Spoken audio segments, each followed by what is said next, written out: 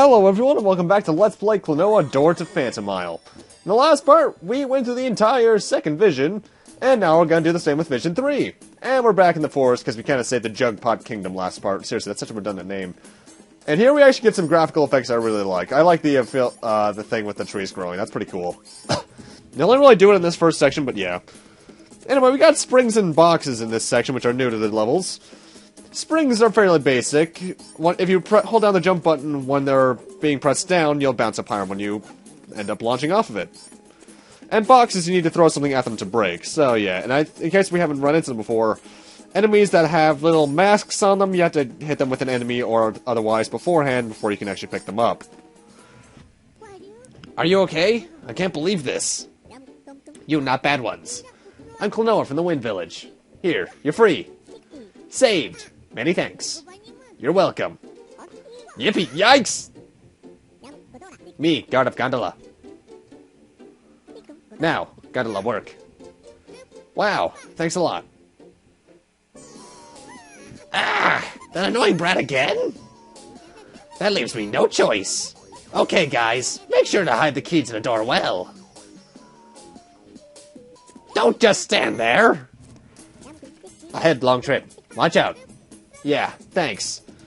And he means that. This and the next level are pretty long compared to the previous ones, so be careful. It's also where we get enemies that start to jump high a lot. In fact, this is around the time where they start to introduce a few more enemy varieties. You got the jumpers there, and a couple others we'll meet later on. Oh, and I hate these things sometimes because, for some of these gondolas, you have to be, like, in the direct middle for them to actually activate, which makes sense from a programming perspective, but it's still kind of annoying. Also, here's a fun fact. Klonoa and all the other characters actually have their own made-up language.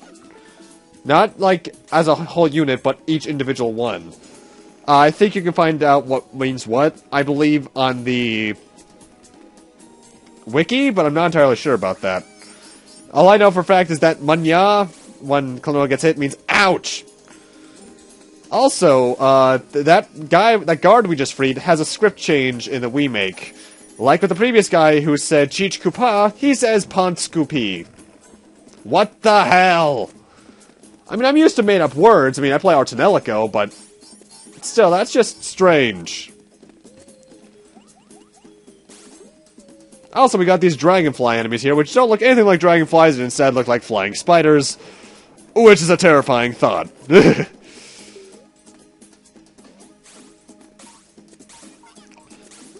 Anyway, you're gonna want to hit this box here because that's what contains the key. Because knock something over to get another box over there. Also, here's a fun little fact. Usually my file sizes for recordings, even with, renders, readily, are usually around 500 megabytes. For some reason, this series likes to go over a gigabyte. I blame the fact that it's 2D sprites with 3D backgrounds, because these are pretty intricate-looking levels for PlayStation. Actually, this came out in 1997, so yeah, this was pretty high-tech back then. Also, it's around now we start getting these flowers you have to hit to open up before we can even get its contents. Actually, 1997, that's the same year Final Fantasy VII came out. And yet this looks better than it in every way. That's pretty sad, 7. Mind you, didn't Final Fantasy VII start development as an N64 game? So,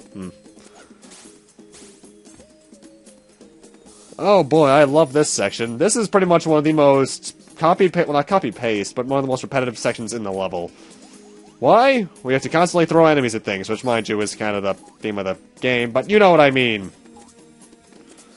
Gotta throw this guy down here so you can come on down here and get this enemy that's about to jump up. Throw it at the flower, then at the egg inside the flower. You have to do that 2 times, by the way, because there's another flower up here. And then you actually have to do this enemy to progress. One of the annoying things when you're holding an enemy on the spring, I will admit, is that it gets kind of picky about when you should hold down the button so that you don't throw the enemy, but that's just... I'll just blame the age of the game for that. You know what's one thing I'm pretty glad about, though? This game is easy, yes, though it does have its moments of just being pure, in terms of difficulty. It's easy, but it doesn't give you too many lives, so there is still a threat of a game over.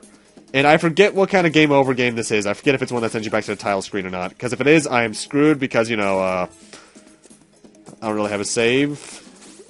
But, yeah. Because, let's see, when I think of games that give you too many lives, I immediately think of Kirby and the recent Mario games, actually. There's no real threat of a game over, so why even have them? Like, Rayman Legends and Origins, I like the way they did lives.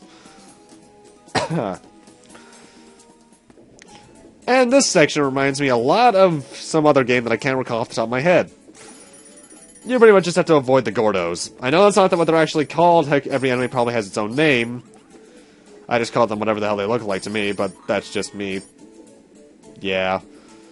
It's very basic. Graphically, it does remind me a lot of, this one section in, shit, what game was that? Kirby 64, was it? I don't recall. Although, looking at it, this game graphically does remind me a lot of Kirby 64, other than the 2D sprite part.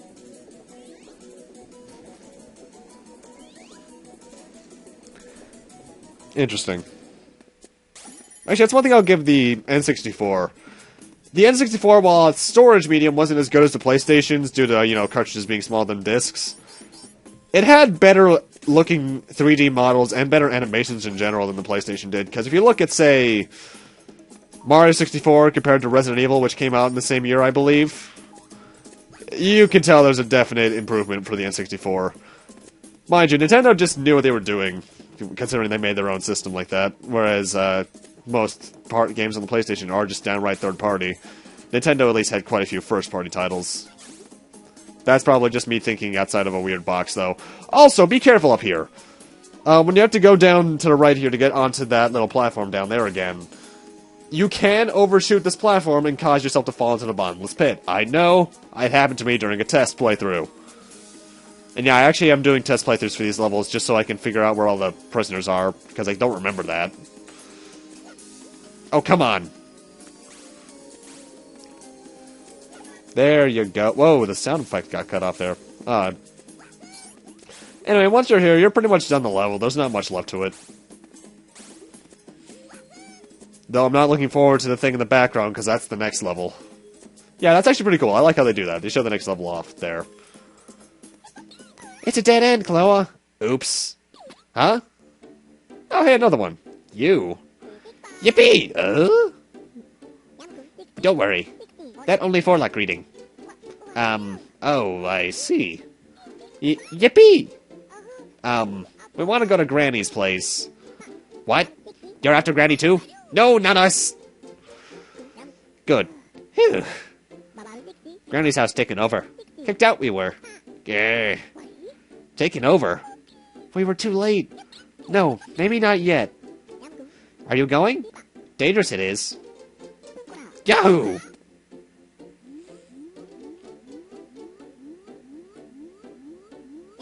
Get on it. Whoa, whoa, whoa. Save Granny. Hold on. Hold on. Yippee! Wah! Good luck.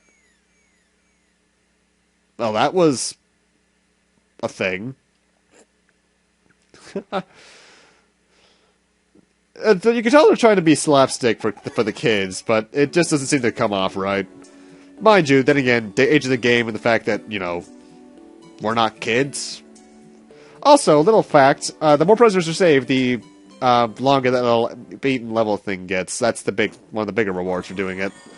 Other than, you know, the bonus level and such. I think the prisoners unlock the bonus level.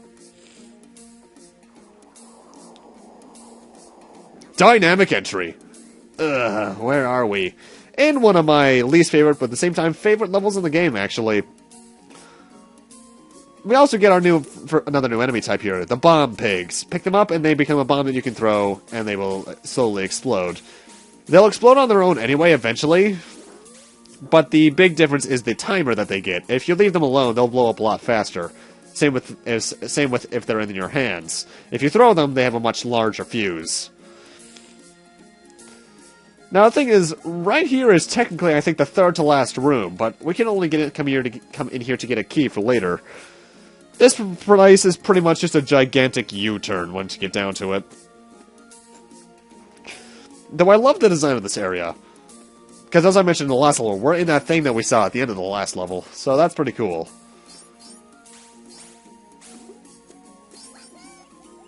Though it looks a lot bigger on the inside than it does on the outside. Mind you, distance is a thing.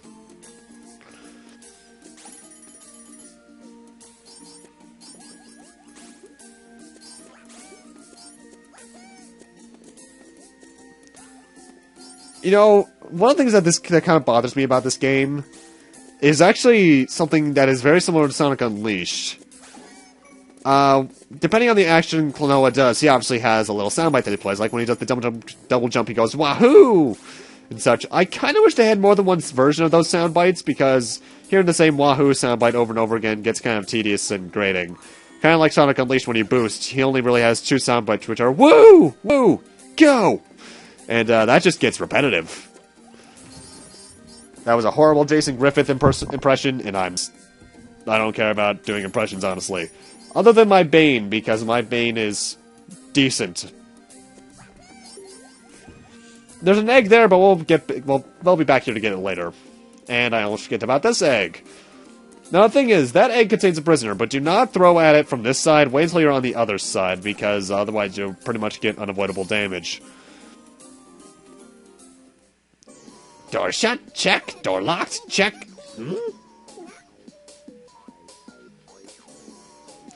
Oh, here already? You're much too late, though. So long. I don't know why I'm giving a Joker well, actually, his name is Joka, so I guess that's kind of why. Actually, that's a fun little thing. Or not a fun, weird little thing. They've retranslated some of the names to be more accurate in the remake. Joka became Joker. I kind of like Joka more for some reason. Maybe it's just because it has a bit more charm to it. Then again, as a whole, Klonoa is just a really charming kind of game. And it's weird. Klonoa is most famous, I think, for these kind of games, the 2.5D perspective. First up, by the way, what you need to do here is pick up this pig and throw it so it has an extended timer, because the door in the background gets activated by that switch, but it has a really short timer on it. But Klonoa actually has a lot of 2D games as well. If you want the key, come up here. But it's impossible, of course. It's really not. There's two enemies in here, just use them to do multiple double jumps. It's the same way you get the prisoner that you're about to see. Yeah, but Klonoa actually has quite a few 2D games, unlike even to things like, I think, the .com and, no, the Gamecom and the, Game Boy Advance, and they're pretty decent, actually. I recommend you check them out. Oh no, you're here? Then I'm getting out of here. Ouch! What's sad is that he's still more competent than most second-in-commands. Or more confident, not incompetent. Because he's actually managing to do stuff, I suppose. Actually, he reminds me... I'm only now realizing this. He reminds me a lot of Zorn and Thorn from Final Fantasy IX. Only, you know, there's only one of them. And nowhere near as annoying. Anyway, here you got a mini puzzle. These switches make little tones, and you have to activate them in the way that they go from lowest to highest in pitch. Pretty much left, right, middle. And doing that activates that gear, which activates this platform from back there. So now we have to go all the way back. Mind you, it's not that long of a trek. In fact, in terms of pure size, this level's a lot shorter than, smaller than it looks. Also, I'd like to point out that this is all one giant tree, pretty much. I don't want to know how that works. Well, obviously, it does look to be partially man-made, but still, a lot of this is natural. Anyway, that egg from earlier contains an extra life. No, no, no, no, no! You're supposed to fly over that. Although, honestly, you probably could just go to the... Because I think if you just ride that the second... panel twice, you'll end up in the same area anyway. Because that entire room is one big circle, if you just constantly board and unboard that platform. Anyway, now we're back in here, so we can finally progress past here. And while it doesn't look like it, these green things are in fact conveyor belts, so they do have momentum to them, as do these gears. if you're wondering why I'm moving so slowly or so quickly in certain areas. That's why. They actually program momentum, even though they didn't make the conveyor belts move in this version. I think they do in the remake, but that's weird. And that's the 6th prisoner. Thankfully, they never really make you go out of your way for a prisoner, except in, like, 3 exceptions, but, yeah. Nothing too bad. And now we get these spiked balls again from the couple levels ago. Although, looking at them now, these spike balls rotate in a really weird way, because the top and bottom spikes go one way, whereas the middle go the opposite. Is that even possible? I don't think it is. Huh. Anyway, if you're ready for the boss, climb this platform. You know, thinking about it, I'm surprised I've gotten this entire video so far without talking about the Splatoon misfire recently. If you haven't heard about that with the big connectivity issues that Splatoon had in its last test fire. Come on, confess already! I'm gonna have to hurt you if you don't fess up. I'll say nothing. Alright, so that's how it's going to be. Well, you're really gonna get it now.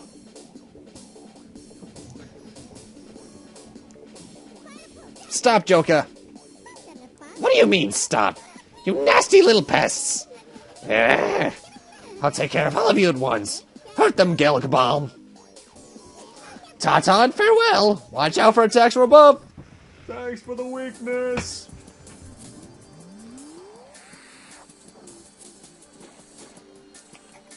Gilgabomb, as Joka just mentioned, is only vulnerable from the top.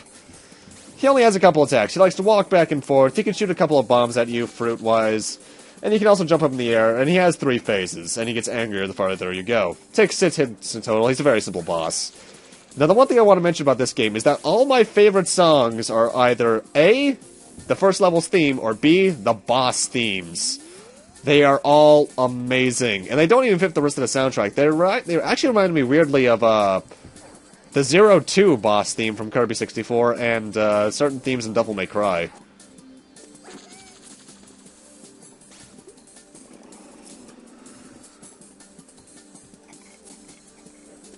Also, I really like this guy's model job. I don't know why. This game in particular, and actually reminds me a lot of an N64 game, despite what I said earlier. Huh. Ah, the 90s. Sometimes you couldn't tell what system a game was on unless it was on both. Resident Evil 2! Though I do recall the N64 version had better looking graphics than the PlayStation version. By the way, Gilgabomb, not a very hard boss. Though some of his attacks, if you don't know what to do, can be annoying, like the really big fruit he just shot out. And now we get a PlayStation 1 and 64 explosion. How do you explode? Granny, are you alright? What a day! Well, saved am I. Many thanks. Oh no, don't mention it.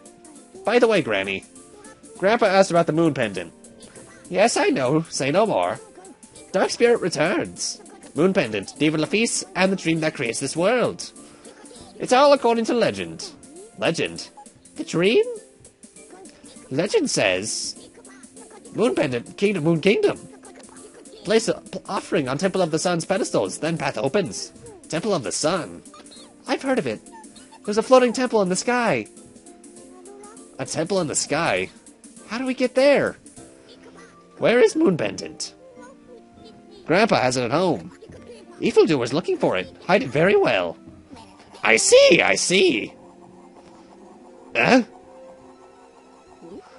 Oh, that story was very, very interesting. You. Joka! You've been spying on us? That's not fair. Why, this is all part of my plan. So the pendant is at home, right? Then I'll be on my merry way. Thank you, Granny, for the valuable information. So long, farewell. Wait! Klonoa! Grandpa's in danger. We have to hurry. Quick, wind ruin, shortcut to home. This way. Gotcha, thanks. But shortcut path full of danger. Watch out. Okay. But with that somewhat distressing news, I'm gonna need to end this off here. Thank you guys for watching, and in part 4 of Klonoa, we'll be heading back home to save Grandpa, because, well, This is not a good situation to be in. See you guys then.